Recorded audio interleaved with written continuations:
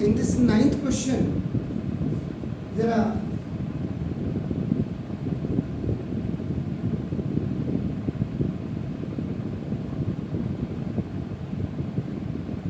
see the property number 5 देखिए जरा.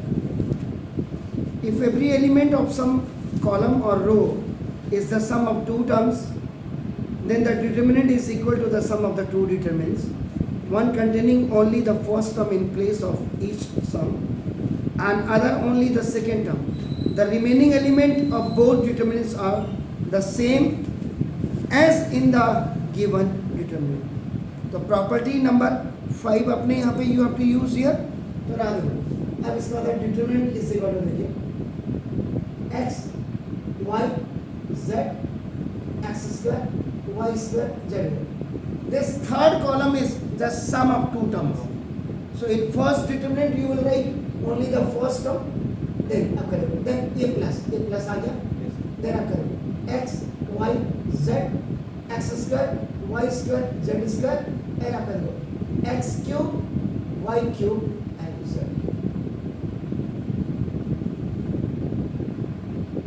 Okay? अब आप क्या करो इसको देखो. Now this is the C1 and this is आपका देखो C2. तो determinant is equal to पहले sorry C3 तो C3 और C1 को रिप्लेस कर दीजिए.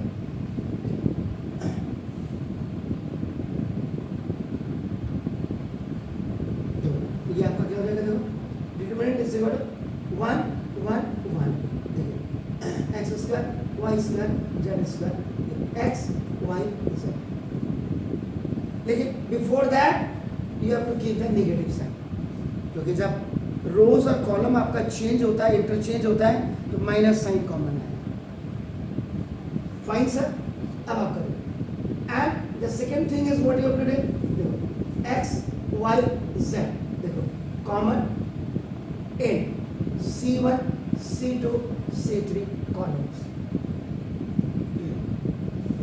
x and sorry in R1 R2 R3 rows. याद रखो R1 है, इसमें कॉमन आपका x ले लिया आपने. दिस इज योर R2, इसमें आपने देखो y you have taken common, इसमें देखो R3 you have taken z. It means now x from R1, y from R2 and z from R3. Is it clear sir? आपने रो 3 में भी y cube लिखा है. z cube. ओके.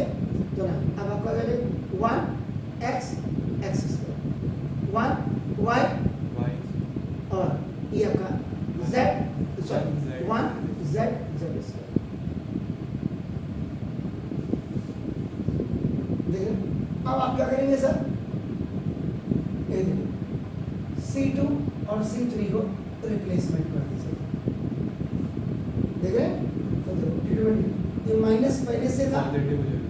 एक minus आपका ठीक है ना. मैं तो अभी आपको साइन दिखा रहा हूँ.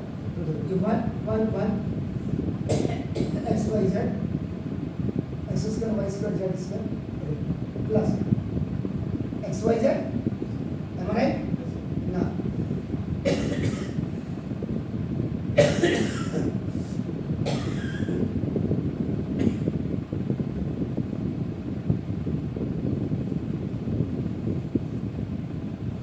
equal to 0 Yes, sir. for reading equal to 0.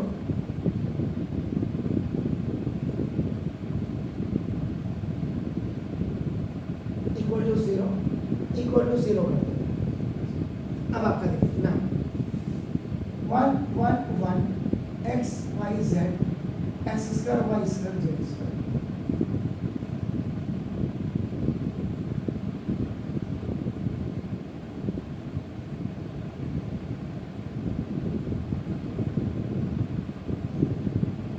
So now 1 1 1 x y z x देखिए both are common.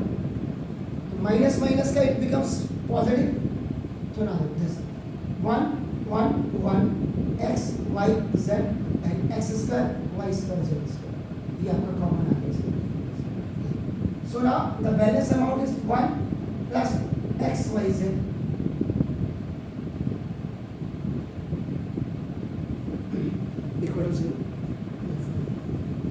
इसको अभी रिमूव दिस वन, इसको अभी आप छोड़ दीजिए। अब आप क्या करेंगे इसमें ना, R1 is equal to R1 minus R2 कर दीजिए और R2 is equal to R2 minus R3। R2 minus R1 कर दो। आपकी मर्जी, मैं x minus Y, Y minus Z कर रहा हूँ।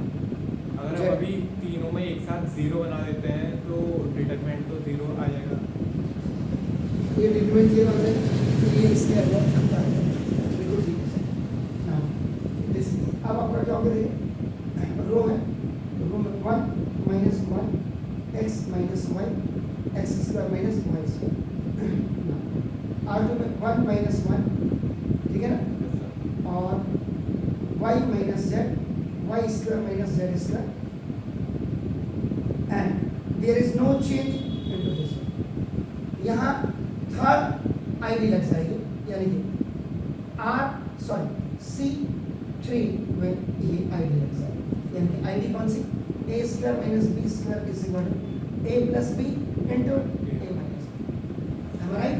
तो डिटरमिनेंट इज इक्वल टू आपका 0 0 1, now x minus y, y minus z, and this is z. ये आपका x minus y, x plus y, now y minus z, y plus z, and आपका जैसा z square। अब आपका R1 में आपका देखो x minus y कॉमन ले लीजिए आपका, और R2 में you have to take common y minus z, ये आपका कॉमन ले लीजिए। चलो डिटरमिनेंट इज इक्वल टू आपका नाम देखो जैसा 0 0 1, और sorry x minus y minus z आपने कॉमन ले लिया। Now 0 0 1, this is 1, this is 1, ये z हो गया। am I right? x plus y और ना y प्लस z, ठीक है, और साथ में ये आपका जो 1 plus x y z equal to ये आपका 0 चलेगा। तो ना अब इसमें now expanding around J column C1, is that clear? Now fine, so determinant is equal to x minus y, y minus z, and into 1 आ गया। तो जो स्मॉलेस्ट डिटरमिनेंट होगा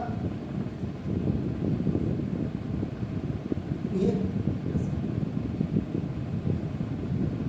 और आप चाहे तो आपने बोला था एक कॉलम मार्क कर दो तो 0 आपका आ जाएगा, no problem. X minus Y minus Z, Y plus Z ऐसे आएगा, minus X plus Y, and 1 plus X Y Z equal to 0। So now X minus Y, Y minus Z, और y plus z minus x or minus y. Am I right? Y से y will be also cancelled. Now 1 plus x y z equal to 0. ये अब देखिए सब तीनों इसके नीचे चले जाएंगे। डिटरमिनेंट ये जो था जब आपका नाम जैसे 1 plus x y z, because they all are multiple, so 0 1 x minus y, y minus z, और z minus x अलग अलग नहीं लिखा मैंने, इनको एक साथ लिखिए। तो ये इक्वल टू आपका फिर क्या हो जाएगा, 0 हो जाएगा। और वैसे भी अगर आप देखेंगे x is not equal to y होता है, y is not equal to z, और z is not equal to आपका नाम x। ये हुआ आपका मतलब क्लियर है? तो therefore आपका देखो 1 plus x y z is equal to 0, x y z is equal to ये minus 1 OT में चला जाएगा।